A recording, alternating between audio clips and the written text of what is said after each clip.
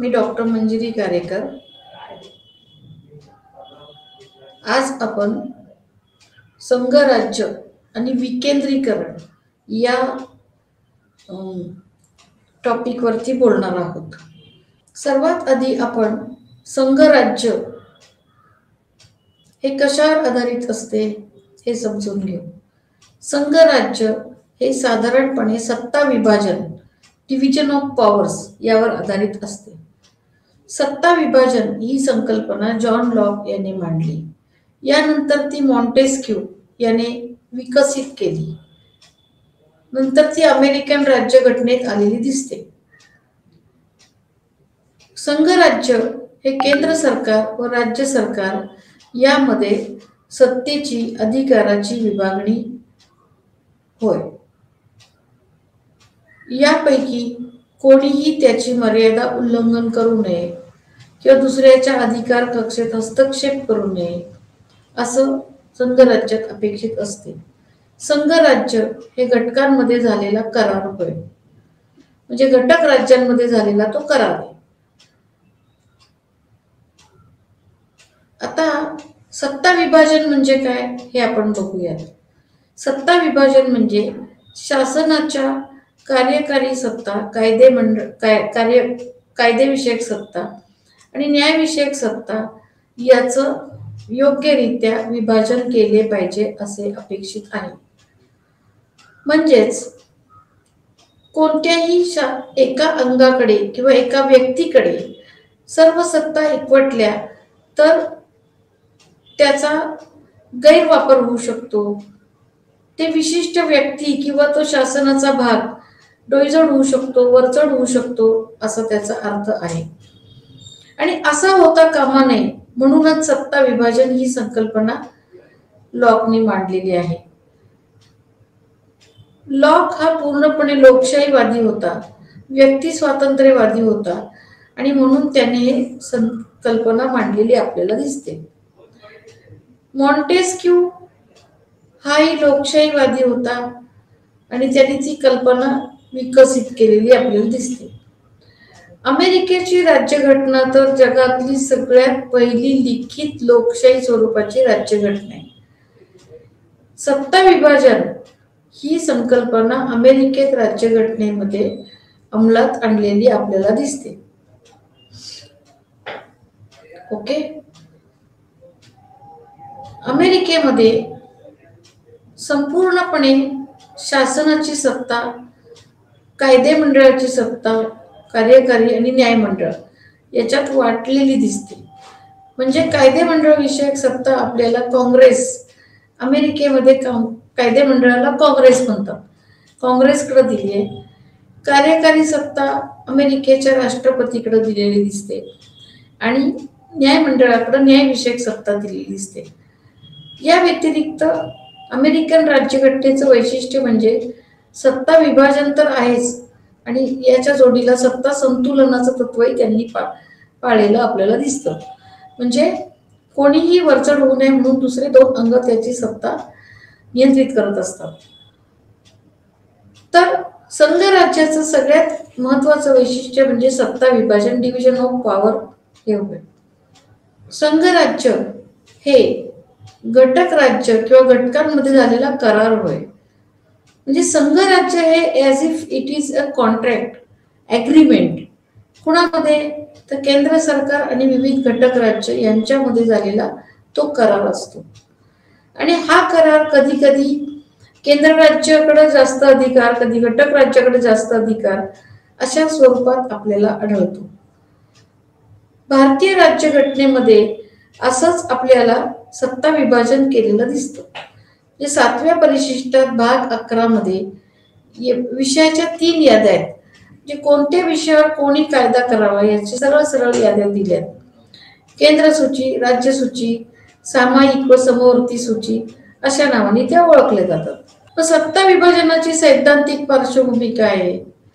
काय कल्पना आहे ही सत्ता विभाजन? सत्ता विभाजनाची कल्पना ही आधुनिक राष्ट्रराज्याच्या उत्क्रांतीशी संबंधित आहे. जॉन बोधिन हा सत्ता विभाजन सांगणारा पहिला लेखक होय. 1978 मध्ये स्पिरिट ऑफ लॉज या पुस्तकात सत्ता विभाजनाचा सिद्धांत स्पष्ट केला आहे. यामध्ये जीन बॉदिन असं म्हणतो की तिन्ही सत्ता एका व्यक्तीच्या किंवा एका घटकात एकपटून चालणार नाही. या तीनही सत्ता वेगवेगळ्या 3 घटकात विभागल्या गेल्या पाहिजेत.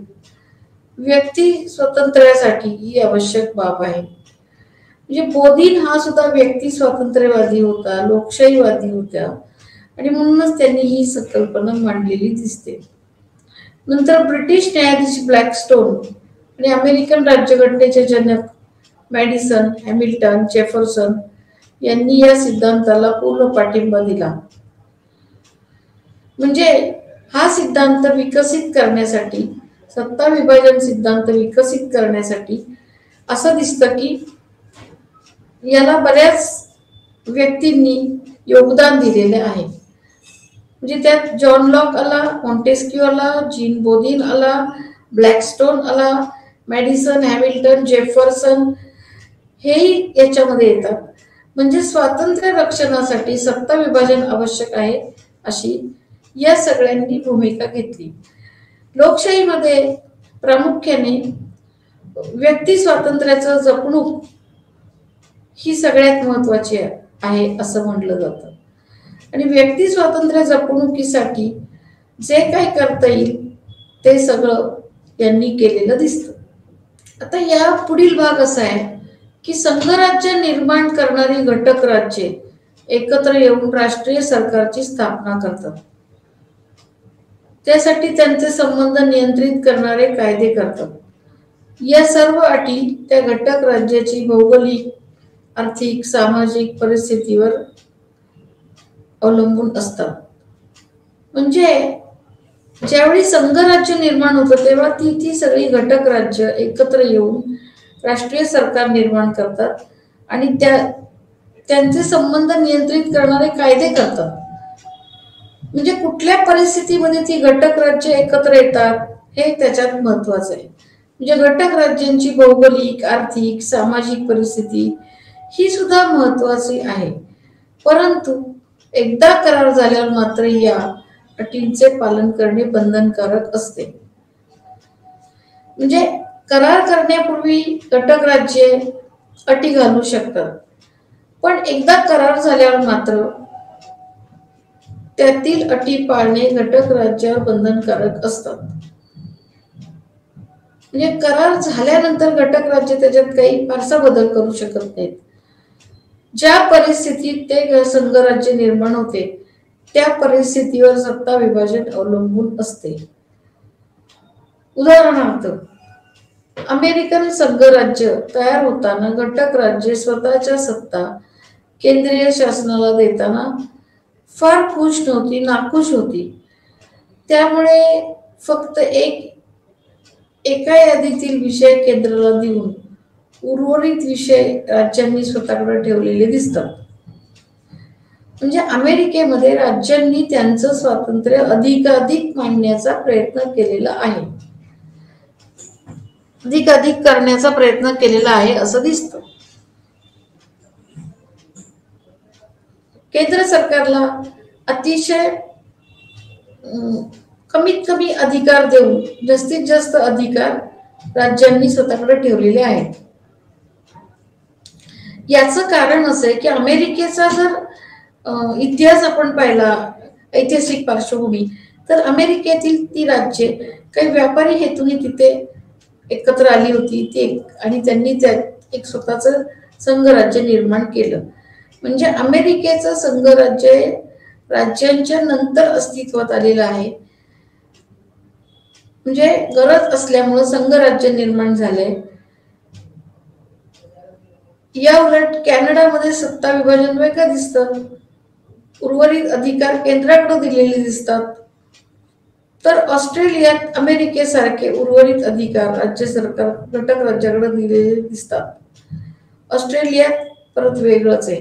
म्हणजे कॅनडा, ऑस्ट्रेलिया, अमेरिका यांचे जरी संघराज्य असली तरी त्यांची पूर्ण संरचना वेगवेगळी आढळते. म्हणजे याच्यातून आपल्याला असं म्हणता येईल की अमेरिकेचं संघराज्य केंद्राकर्षी आहे, म्हणजे केंद्राकडे आकर्षण निर्माण होऊन केंद्र सरकार निर्माण झालेलं. तर भारताचे संघराज्य केंद्रोत्सारी आहे असे म्हणावे लागेल. केंद्रोत्सारी म्हणजे केंद्र राज्य आधी निर्माण आणि मग त्याच्यातून बाजूला होऊन वेगवेगळी राज्य निर्माण होतात. याला आपण काय म्हणतो? केंद्रोत्सारी पद्धतीचं राज्य. एक लक्षात घ्या की अमेरिकेचं राज्य आणि भारताचं संघराज्य ही पूर्णपणे एकमेकांच्या विरोधात अपोजिट अशी प्रक्रिया आहे. म्हणजे एक केंद्राकर्षी आहे की ज्याच्यामध्ये राज्य आधी अस्तित्वात होती आणि केंद्र सरकार राज्यांनी एकत्र येऊन निर्माण केलेलं आहे. भारताच्या बाबतीत केंद्र सरकार आधी अस्तित्वात आलं आणि वेगवेगळी राज्य त्याच्यातून निर्माण झाली, म्हणजे राज्य निर्मितीची प्रक्रिया अजूनही चालू आहे. म्हणजे भारताचं संघराज्य केंद्रोत्सारी पद्धतीचे असं म्हणावं लागेल. म्हणजे याच्यातून दोन्हीही संघराज्य असली तरी त्याच्यात मूलभूत फरक आपल्याला लक्षात येतो. कारण भारताने इंग्लंड मधील काही गोष्टी, काही चांगल्या गोष्टी आणि अमेरिकेतील काही चांगल्या गोष्टी या उचललेल्या दिसतात. यापुढे जाऊन आपल्याला असं म्हणावं लागेल की महात्मा गांधींनी सुद्धा रामराज्याच्या स्वरूपात सत्तेचे विकेंद्रीकरण सुचवले आहे.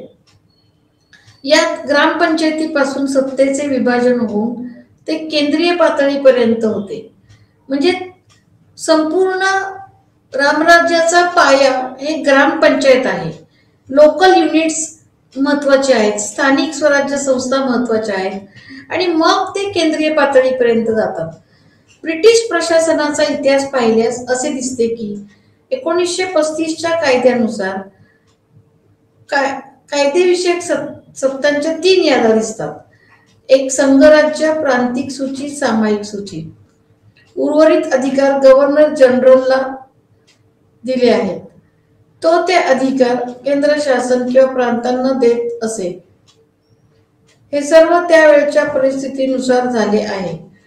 हिंदूंना प्रबळ केंद्र राज्य हवे होते तर मुस्लिमांना प्रबळ प्रांत सरकार हवे होते. विविध संघराज्यांची रचना विविध प्रकारची असली तरी एक समान बाब म्हणजे कायदेविषयक सत्तेचे विभाजन होते व त्यामुळे कार्यकारी अधिकारांचेही विभाजन होते. म्हणजे असं आहे की प्रत्येक संघराज्याच्या संरचनेमध्ये आपल्याला थोडाफार फरक दिसतो. भारतीय संघराज्याचं वैशिष्ट्य असं आहे की भारतीय राज्यघटनेमध्ये संघराज्य, फेडरेशन हा शब्द कोठेही वापरलेला नाहीये. कलम 1 आर्टिकल 1 मध्ये भारत हा राज्यांचा संघ असेल, युनियन ऑफ स्टेट्स असा उल्लेख आहे.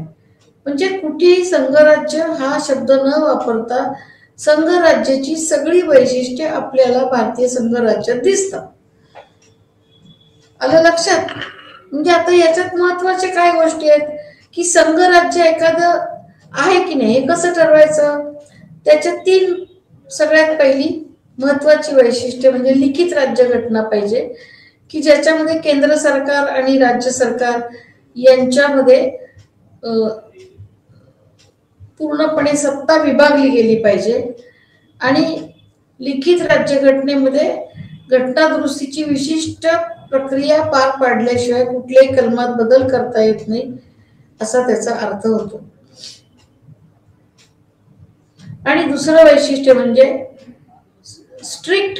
अतिशय स्ट्रिक्टपणे विषयांचं वाटप याच्यामध्ये असायला पाहिजे. तिसरं स्वतंत्र न्याय व्यवस्था. आपली न्याय व्यवस्था इतकी स्वतंत्र नाहीये अमेरिके इतकी, पण ती इंग्लंडच्या न्याय व्यवस्थेसारखी बांधीलही नाही हे लक्षात घेतलं पाहिजे.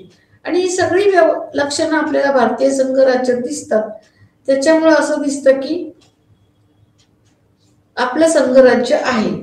म्हणजे शब्द कुठेही नाही राज्यघटनेत तरी ते संघराज्य आहे असं आपण म्हणावं लागतं.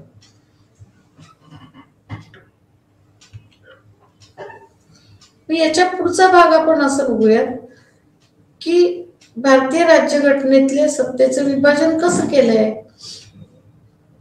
तर राज्यघटनेच्या कलम 246 भाग 11 मध्ये सत्ता विभाजन सांगितले आहे. हा भाग 2 विभागात विभागला आहे. एक कायदेविषयक संबंध, प्रशासकीय संबंध आणि आर्थिक संबंध. केंद्र शासन कायदेविषयक संबंध. याच्यात अर्थ असा आहे की कोणत्या विषयावर कोणी कायदे करावेत असे 3 सूच्या दिलेल्या आहेत. त्याच्यामध्ये केंद्र सरकार कडे 100 विषय. पूर्वी हे विषय 97 होते फक्त. राज्य सूचीमध्ये 61 विषय.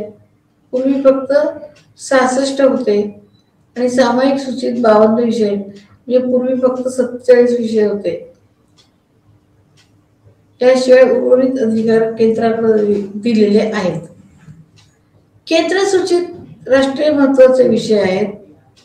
उदाहरणार्थ संरक्षण, आर्म्ड फोर्सेस, ऊर्जा, परराष्ट्र संबंध, पोस्ट व टेलिग्राफ, नागरिकत्व, रेल्वे, परराष्ट्र व्यवहार, बँक, केंद्रीय लोकसेवा आयोग असे सगळे महत्वाचे विषय आहेत. त्याच्यावरती केंद्र शासन कायदा करू शकतो. म्हणजे इथं तुमच्या लक्षात असं यायला पाहिजे की जे विषय राष्ट्रीय दृष्ट्या महत्वाचे आहेत ते सगळे केंद्र शासन सूचीमध्ये आहेत. म्हणजे याच्यात राष्ट्रीय महामार्ग पण येतात बघा.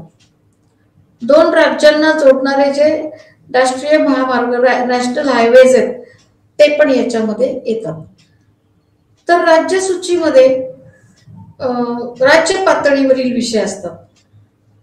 उदाहरणार्थ पोलीस, वसुव्यवस्था, तुरुंग, सार्वजनिक आरोग्य, शिक्षण, शेती, पाणी पुरवठा व पाटबंधारे, राज्य लोकसेवा आयोग, जमीन महसूल अशी सगळी जे विषय राज्य पातळीवर महत्वाचे असतात ते राज्य सूचीत येतात. यानंतर सामायिक सूची बघा. सामायिक सूची म्हणजे ज्या विषयांवरती केंद्र सरकार व राज्य सरकार दोन्हीही कायदे करू शकतात. पण त्याचा एक अर्थ असा आहे की जर एखाद्या विषयावरती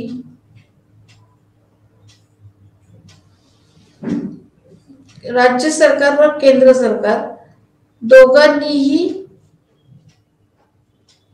कायदा केला तर आणि राज्य सरकारचा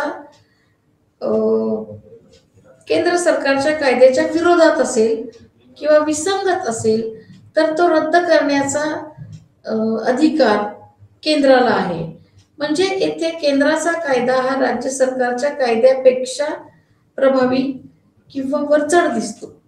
याच्यात उदाहरणार्थ याची उदाहरण म्हणजे लग्न व घटस्फोट, करार, दिवाळखोरी, विश्वस्त, औषध, कामगार संघटना, कामगार कल्याण म्हणजे यांचे कायदे सुसंगत असावे पाहिजेत.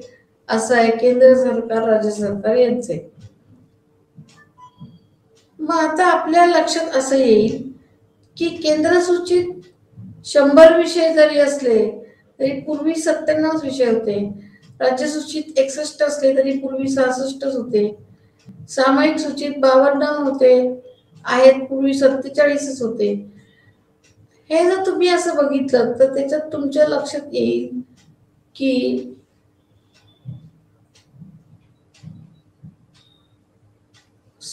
चे राज्य सूचीतले 66चे 61 विषय झालेत. ओके. म्हणजे आणि केंद्र सरकारमध्ये 97चे 100 झाले. सामायिक मध्ये 4752 झाले की ज्याच्यावर दोघंही कायदे करू शकतात. या सगळ्याचा अर्थ असा आहे की केंद्राकडे अधिकाधिक सत्ता, पॉवर्स किंवा वेगवेगळ्या विषयांवर कायदे करण्याचे विषय वाढत आहेत असं लक्षात घ्या. म्हणजेच केंद्र सरकार थोडस इथे बळकट होत आहे, मजबूत होत आहे असं आपल्याला म्हणावं लागेल. या 3 सूचीतील विषयाव्यतिरिक्त विषय म्हणजे शेषाधिकार होय. उर्वरित अधिकार किंवा शेषाधिकार याला काही अपवाद आहेत. काही अपवादात्मक परिस्थितीत केंद्र शासन यातील विषयांवर कायदा करू शकतो.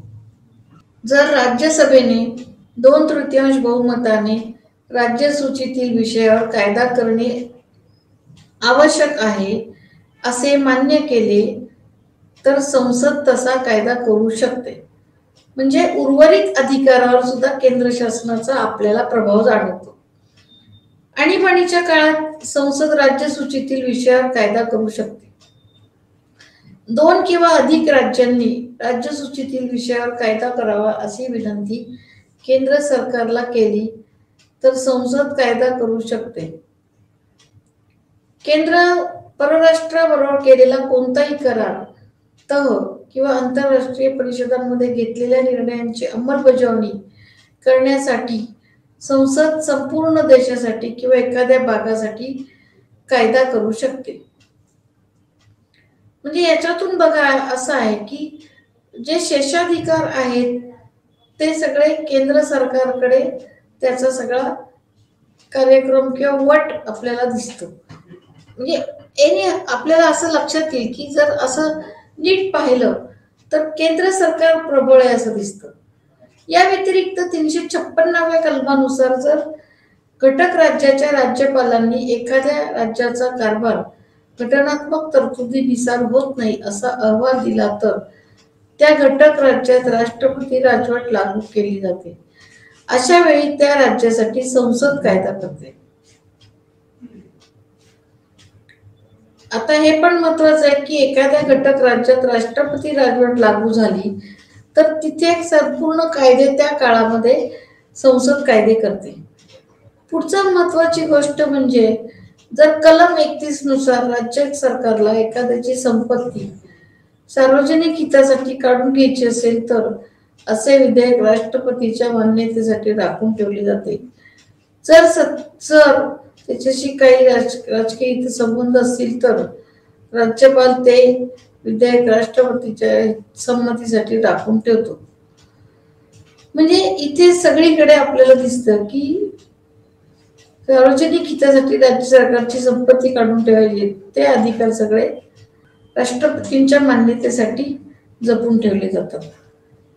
मग केंद्र राज्य कायदेविषयक संबंध. संसदेने केलेल्या कायद्याची अंमलबजावणी राज्य सरकारने करावी म्हणून केंद्र सरकार मार्गदर्शन करते. सर्वसामान्य स्थितीत केंद्र शासन राज्य शासनाला मार्गदर्शन करते. उदाहरणार्थ राष्ट्रीय दृष्ट्या व लष्करी दृष्ट्या महत्वाची बांधकामे, रेल्वेचे संरक्षण, अनुसूचित जाती व जमातीच्या कल्याणाच्या बाबतीत योजना इत्यादी बाबतीतले सगळे कायदे करण्याचं आपल्याला सर्वसामान्य स्थितीमध्ये केंद्र सरकार राज्य शासनाला मार्गदर्शन करताना दिसते.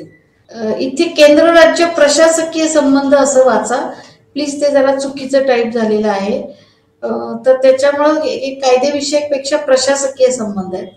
या व्यतिरिक्त राष्ट्रपती काही अधिकार देऊन राज्यातील अधिकाऱ्यांना कामे सांगू शकतात. तसेच राज्यपालही काही कामे केंद्रीय अधिकाऱ्यांना सांगू शकतात. नद्या, धरणे याविषयीचे आंतरराज्यीय तंटे सोडवण्याचा अधिकार संसदेला आहे.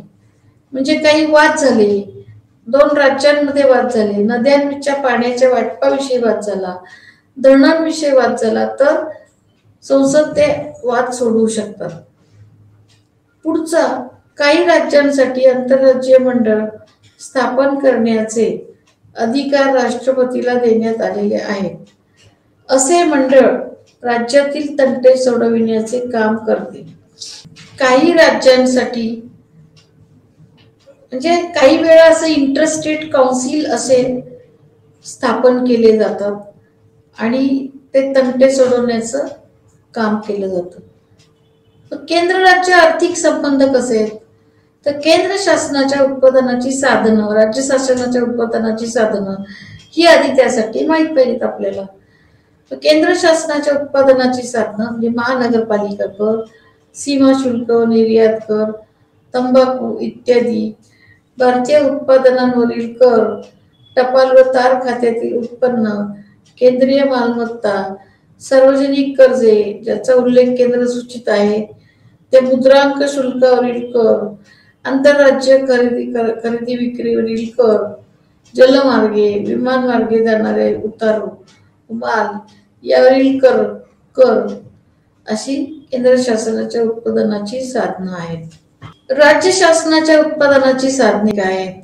तर शेत जमिनीवरील मालमत्ता कर, शेतमालाच्या उत्पन्नावरील कर, राज्य सूचीतील निर्धारित केलेली न्यायालयाची फी विक्री कर, वाहनावरील कर, चैनीच्या वस्तूंवरील कर, खनिज द्रव्याच्या हक्कांवरील कर, राज्यात बनणारी मादक पेय, मद्यार्क औषधे इत्यादी अबकारी कर, करमणूक कर, यात्रा कर, पशु कर, लॉटरीपासून मिळणारे उत्पन्न असे सगळे राज्य सरकारच्या उत्पन्नाचे मार्ग आहेत.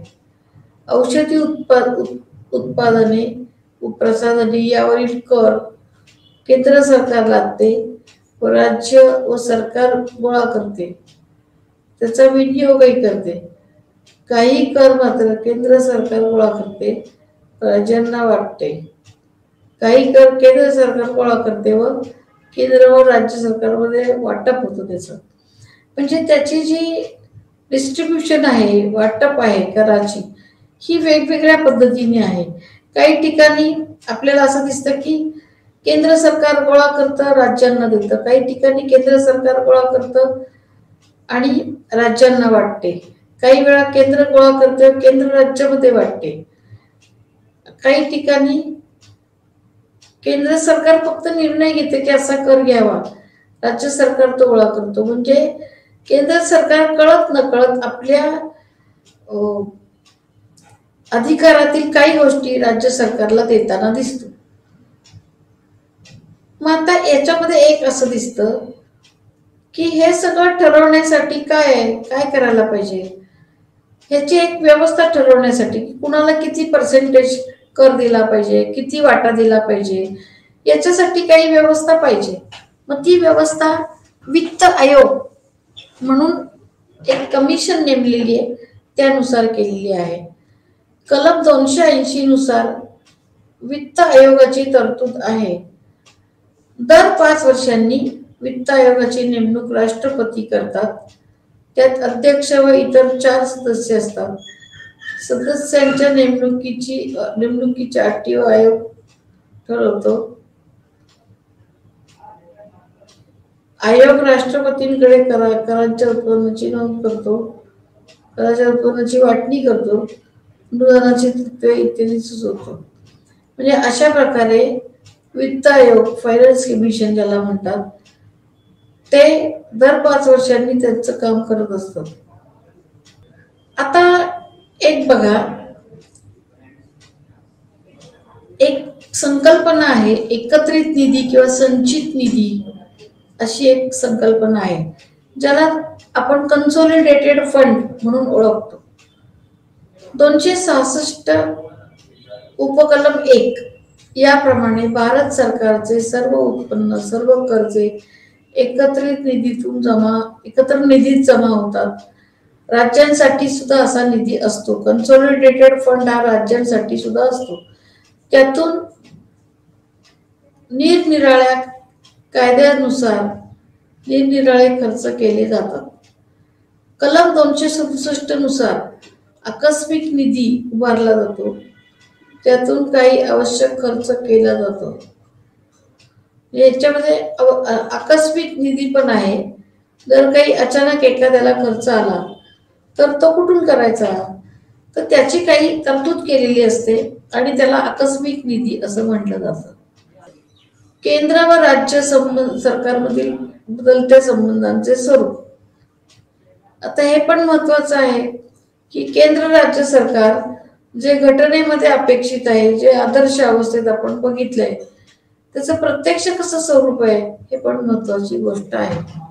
त्याचे काही महत्वाचे मुद्दे असे, केंद्र शासन आर्थिक सत्ता आपल्याकडे घेत आहे, तेव्हा भारतीय संघराज्य एकात्म पद्धतीकडे झुकत आहे असं म्हणावं लागेल.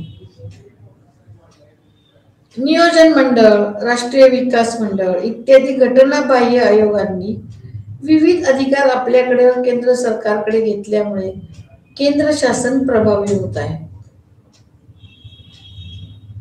या व्यतिरिक्त महत्वाची गोष्ट म्हणजे 1947 ते 1937 या काळात केंद्र व राज्यात काँग्रेसची सत्ता होती. त्यामुळे नियोजनाचा आर्थिक भर केंद्र शासन उचलत असल्यामुळे राज्यांना आर्थिक मदतीसाठी अवलंबून राहावं लागत असल्याने केंद्र सरकार प्रभावी ठरले. म्हणजे केंद्र आणि राज्य दोन्हीकडे काँग्रेसची सरकार असल्यामुळे केंद्र सरकार प्रभाव व्हायला ते मोठं कारण घडलं. 1967 नंतर मात्र ही परिस्थिती बदलली. राज्यात बिगर काँग्रेसी सरकारे येऊ लागली. राज्यपालांच्या नेमणुका, आर्थिक उत्पन्नाची राज्य सरकार केंद्र सरकार यात वाटणी असा भेदभाव केला जातो अशी तक्रारी सुरू झाल्या. केंद्रीय राखीव पोलीस दलाचा वापर करतो अधिक होऊ लागला. राज्य आपला स्वायत्त अधिकार कायम ठेवण्याचा प्रयत्न करू लागली. यातूनच संघर्ष वाढत गेलेला दिसतो आपल्याला. पुढचं महत्वाचं म्हणजे अखिल भारतीय सेवांची निर्मिती, म्हणजे IAS, IFS आणि इतर सुद्धा अजून आहेत, इंडियन फॉरेन सर्व्हिस किंवा IPS वगैरे. तर त्यांची निर्मिती, नियुक्ती, नियंत्रण सर्वस्वी केंद्राच्या अधीन असल्याने केंद्र घटक राज्यांवर दबाव आणते अशी टीका होऊ लागली. पुढचं वैशिष्ट्य म्हणजे भारतात अनेक राज्यात अशांतता आहे, प्रदेशाभिमान आहे, अस्मिता, स्वायत्तता, पाणी वाटप, नैसर्गिक साधने, सीमावाद इत्यादींवरून तीव्र आंदोलने, चळवळी होतच असतात. त्यामुळेही केंद्र राज्य संबंधात तणाव निर्माण होऊ शकतो आणि होतोय. म्हणजे एक असं आपण लक्षात ठेवूयात की केंद्र आणि राज्य यांचे संबंध तणावयुक्त बऱ्याच वेळेला आढळतात. फारच कमी वेळेला सुप्त स्वरूपात बरेच संबंध आढळतात. म्हणजे आता आपण असं बघूयात की अनेक राज्यात अशांतता आहे, म्हणजे प्रदेशाभिमान आहे, तेलंगण चळवळ आठवा जरा, अस्मिता आहे नाही का, अस्मिता म्हणजे आयडेंटिटी क्रायसिस आहे. नंतर पाणी वाटपावरून वाद आहे, सीमावाद आहे, महाराष्ट्र कर्नाटक सीमावाद, आणि अनेक ठिकाणी काही नैसर्गिक पाणी वाटपावरून सुद्धा वाद आहे, कृष्णा नदीच्या पाण्यावरून वाद आहे, 3 राज्यांमध्ये भांडण आहेत, स्वायत्ततेवरून भांडणं आहेत. तर असं जर सगळं बघितलं तर केंद्र राज्य संबंधांमध्ये तणाव आहे असं आपल्याला दिसतं. मग हे केंद्र राज्य सरकारमधील हे तणाव कमी कसे करायचे याच्यासाठी केंद्र शासनाने 1983 मध्ये न्यायमूर्ती सरकारिया यांच्या अध्यक्षतेखाली एक आयोग नेमला की जो सरकारी आयोग म्हणून ओळखला जातो. त्यांनी अहवाल ऑक्टोबर 1987 मध्ये सादर केला. म्हणजे 83 ला आयोग नेमला, त्यांनी अभ्यास करून ऑक्टोबर 1987 मध्ये सादर केला. त्याच्या शिफारशी अशा आहेत. 1. राज्यांना अधिक स्वायत्तता संविधानाच्या तरतुदींच्या अधीन राहून द्यावी. म्हणजे पहिलं काय महत्वाचं आहे, संविधानाच्या अधीन राहून म्हणजे संविधानातील नियम, अटी, कायदे पाळून राज्यांना स्वायत्तता द्यावी. त्यासाठी घटना दुरुस्तीची आवश्यकता नाहीये. दुसरं, केंद्राने राज्याच्या अधिकारात अतिक्रमण केले याबद्दल आयोगाने खेद व्यक्त केला. केंद्र शासनाने वेळोवेळी काही प्रसंगी राज्य शासनाच्या अतिक्रमण केले, त्याचे अधिकार काढून घेऊन स्वतःची मनमानी केली याबद्दल आयोगाने खेद व्यक्त केलेला दिसतो. पुढे 356 कलमाचा केंद्राकडून गैरवापर केला म्हणून आयोगाने नापसंती व्यक्त केली. आता 356 कलम काय आहे? 356 कलम जे आहे ते राज्यामध्ये जी राष्ट्रपती राजवट पुकारली जाते त्याच्याबद्दल आहे. मग याच्यामध्ये जर राज्यपालांकडून राज्याचा कारभार नीटनेटका चालत नाही असा रिपोर्ट आला तर राज्यपाल तोच आधार पकडून राष्ट्रपती राजवट लागू करते. आणि मग त्या राष्ट्रपती राजवटीच्या काळामध्ये संपूर्ण कार्यकारी सत्ता, कायदेविषयक सत्ता केंद्र सरकार वापरते त्या राज्याच्या संदर्भात. याचाच अर्थ असा आहे की याचा गैरवापर बऱ्याचदा केला गेला आणि त्याच्याबद्दल व्यक्त केली नाराजी आयोगाने. याचा एक थोडक्यात असं सांगते की ज्या वेळेला अपोजिट पार्टीचं राज्य असेल राज्यामध्ये त्यावेळेला सर्रास केंद्राने काहीतरी तिथे घुसपट काढून राष्ट्रपती राजवट लागू केली आहे. आणि राज्यपाल हा केंद्राचा दूत म्हणून राज्यात काम करतो, तो केंद्रानेच नेमलेला आहे. म्हणजे हे इतकं सोपं आहे की केंद्रामध्ये राज्यपाल कसं काय राष्ट्रपती राजवट लागू करतो ते. या व्यतिरिक्त भारतीय राज्यघटनेत होणाऱ्या अधिक दुरुस्त्यांबद्दलही आयोगाने खेद व्यक्त केलेला दिसतो. म्हणजे कुठले राज्यघटनेत इतक्या दुरुस्त्या झाल्या नसतील इतक्या भारतीय राज्यघटनेमध्ये झालेल्या आपल्याला दिसतात. आता एक लक्षात घ्या की भारतीय राज्यघटना ही जशी खूप रिजिड नाही तशी खूप लवचिक पण नाही, पण घटना दुरुस्त होण्याचं प्रमाण खूप अधिक आहे. म्हणजे मॅक्झिमम घटना दुरुस्त्या भारतीय राज्यघटनेमध्ये झालेल्या आहेत. त्याबद्दल सुद्धा आयोगाने थोडस नाराजी व्यक्त केलेली आपल्याला आढळते. ओके, म्हणजे थोडक्यात काही झालं की पटकन एक घटना दुरुस्ती करून टाकायची. म्हणजे आपल्या राज्यघटनेमध्ये घटना दुरुस्त्या करून करून इतक्या गोष्टी घातलेल्या आहेत की ती ओरिजिनल कॉन्स्टिट्यूशन आणि आत्ताची याच्यामध्ये आपल्याला डिफरन्स जाणवतो. म्हणजे कॉन्स्टिट्यूशन हे काय झालेलं आहे की राजकारणी लोकांच्या हातातलं खेळणं झालंय आणि ते राजकीय सत्तेसाठी त्या कॉन्स्टिट्यूशनचा वापर करतात. एप्रिल 2007 मध्ये UPA शासनाने सुद्धा काय केलं, मग न्यायमूर्ती पंची यांच्या अध्यक्षतेखाली एक आयोग नेमला. याचा हेतू केंद्र राज्य संबंध, पंचायती राज्य संस्था, स्थानिक स्वराज्य संस्था यांचेही संबंध अभ्यासणे हा होता. 2010 मध्ये या पंची आयोगाने अहवाल सादर केला. याच्यामध्ये 312 शिफारसी आहेत. त्यात अंतर्गत सुरक्षा आणि सामूहिक युद्ध याविषयी सुद्धा शिफारस आहे असं म्हणावं लागेल. आता एक लक्षात घ्या की सरकारी आयोग नेमला, पंची आयोग नेमला. पंची आयोगाने पण 2010 मध्ये त्यांनी त्यांच्या शिफारसी पाठवून दिल्या. तरीही आज केंद्र आणि राज्य यांचे संबंध काही सुरळीत झालेले दिसतात का? उत्तर नाही असं आहे.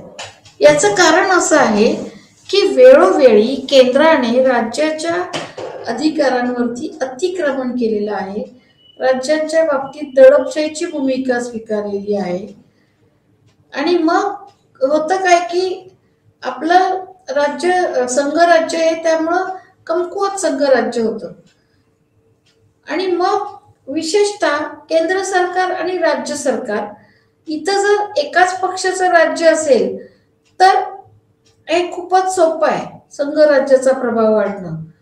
जर वेगळ्या पक्षांचं राज्य असेल की केंद्र शासनात वेगळं आणि राज्यांमध्ये वेगळं तर राष्ट्रपती राजवटीच्या नावाखाली राज्याचे अधिकार मग काढून घेतले जातात.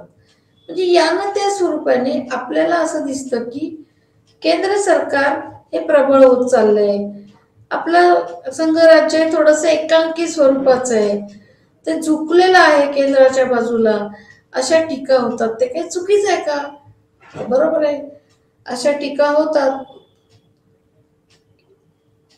या व्यतिरिक्त एक महत्वाची गोष्ट म्हणजे की अंतर्गत सुरक्षा आणि सामूहिक हिंसा याविषयी सुद्धा शिफारशी केलेल्या आहेत.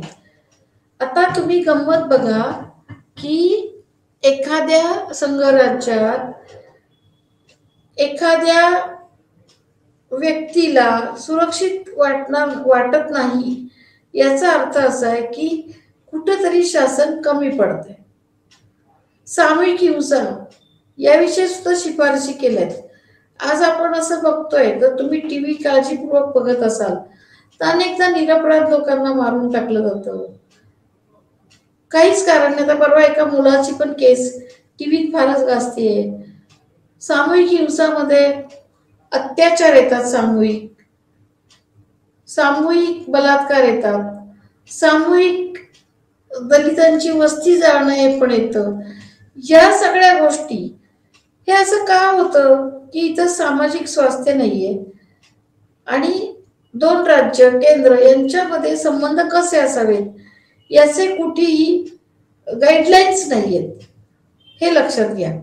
आणि म्हणून याचा परिणाम असा होतो की अशा घटना इथे होतात. मग याच्यावरती काय उपाय आहे? याच्यावरती उपाय की राज्यांनी सक्षमपणे आपला कारभार बघणे. आज आपल्याला असं वस्तुनिष्ठ दृष्टिकोनातून दिसतं की राज्यांची संख्या वाढत चालली आहे, राज्य फुटून निघत आहेत, त्यांच्या अस्मितेचे पेच प्रसंग येत आहेत आणि म्हणून एका राज्याची दोन राज्य होत आहेत. हे तुम्हाला माहित असेल, एका राज्याची दोन राज्य म्हणजे तुम्ही बघा, आंध्र प्रदेश मधून तेलंगण वेगळं झालं, अशी कितीतरी उदाहरणं आपल्याला देता येतील, हो की नाही? मग उत्तराखंड झालं, छत्तीसगड झालं, हे झालं. या व्यतिरिक्त आज महाराष्ट्राच्या बाबतीत सुद्धा नागपूरला स्वतंत्र राज्य हवंय, विदर्भाला स्वतंत्र राज्य हवंय. मग हे सगळं जर कन्सिडर केलं तर प्रत्येक जण तिथं स्वतःसुभा मांडण्याचा प्रयत्न करतोय आणि मग आपलं संघराज्य त्याचं वर्कआउट खूप शांतपणे होणं वगैरे अवघडच दिसतंय. एकंदर साध्या महाराष्ट्रात सुद्धा 4 रिजनल 4 हे केंद्र आहेत: मराठवाडा, कोकण, विदर्भ, पश्चिम महाराष्ट्र, 4 सत्ता केंद्र आहेत.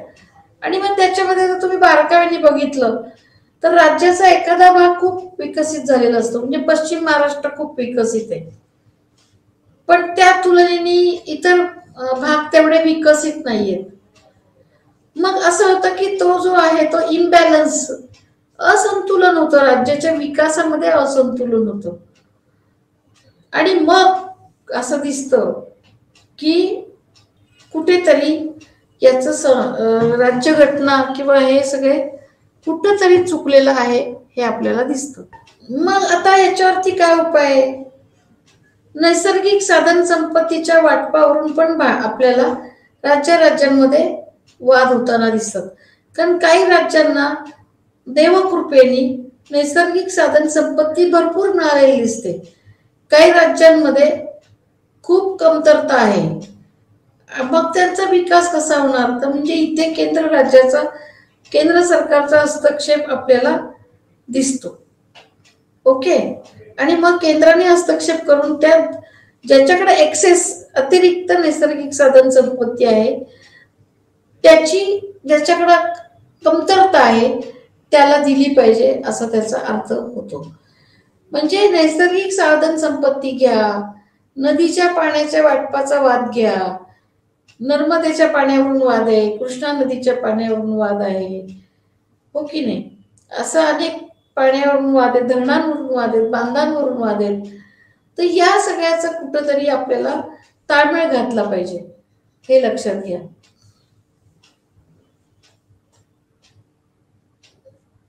दुसरी गोष्ट, भाषांवरून वाद आहेत आज. राज्यांची निर्मिती मुळात भाषिक तत्वावर झालेली आहे. म्हणजे सुरुवातीला जेव्हा आपण स्वतंत्र झालो तेव्हा भारत राज्य होतं, त्याच्यात अनेक प्रांत होते, पण भाषावार प्रांत रचना हे सगळं जे ध्येय आहे ते 1956 मध्ये परिपूर्ती त्याची झाली. त्यातनं काही राज्य निर्माण झाली की जी भाषेच्या आधारावर आहे. मग आज आपल्याला असं दिसतं की भाषेच्या आधारावरती किंवा इतर काही स्वार्थांपोटी राज्य निर्माण होत आहेत. भाषेच्या आधारावरती राज्य निर्माण होताना महाराष्ट्र आणि कर्नाटक यांच्यामध्ये भरपूर वाद झाले. महाराष्ट्र आणि कर्नाटक, कारण महाराष्ट्राचे काही मराठी बोलणारे जिल्हे तालुके कर्नाटक मध्ये आहेत, त्यामुळे महाराष्ट्राने त्याच्यावरती क्लेम केलेला आहे. ओके. आणि मग एक लक्षात घ्या की असे तर वाद आहेतच, भाषिक अस्मितेवरून वाद आहेत. महाराष्ट्र आणि गुजरात अगोदर एकच राज्य केलं, तर मग 1960 साली गुजरात आणि महाराष्ट्र वेगळे झाले. मग बिफोर दॅट, त्याच्या पूर्वी काय झालं की गुजरात आणि महाराष्ट्र यांच्या दोघात मिळून एक मुंबई राजधानी स्थापन केली होती. म्हणजे मुंबई राज्यामध्ये पूर्वीच्या गुजरात आणि महाराष्ट्र होते आणि मग दोघात मिळून एक मुंबई राजधानी केली.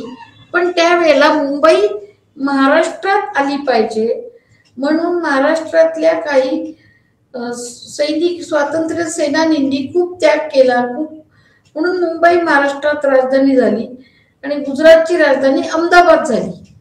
ते असं लक्षात घ्या की ते राजधानी निर्मिती किंवा अशा अनेक कारणांवरून आपल्याला असं दिसतं की इथे भयंकर संघर्षमय परिस्थिती आहे. ओके.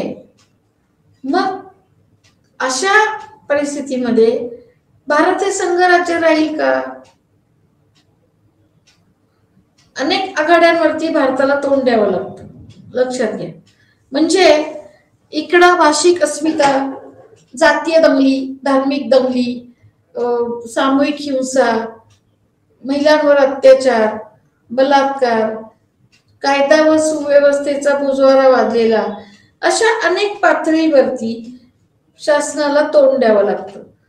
मग अशा परिस्थितीमध्ये जर हे सगळं नियंत्रित करायचं असेल तर केंद्र सरकार प्रबळ असणं आपोआपच ही गरजेची गोष्ट होते.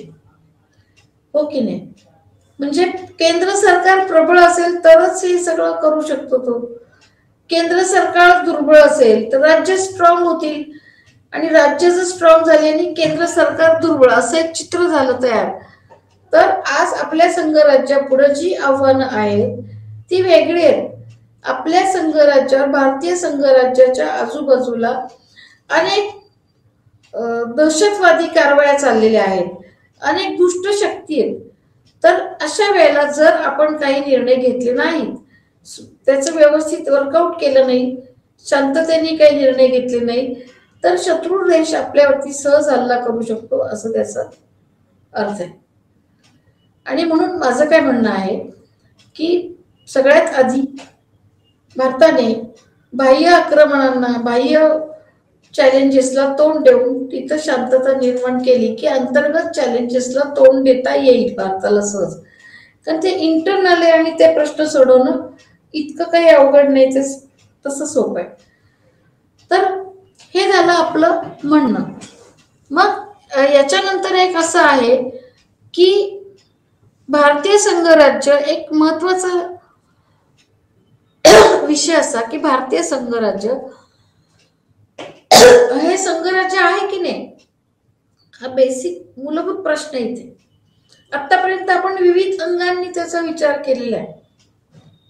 मग ते संघराज्य आहे की नाही, तर थिओरिटिकली घटनात्मक दृष्ट्या भारतीय संघराज्य नाहीच आहे, भारत हे संघराज्य नाहीये, कारण राज्यांचा संघ असेल असा उल्लेख आहे.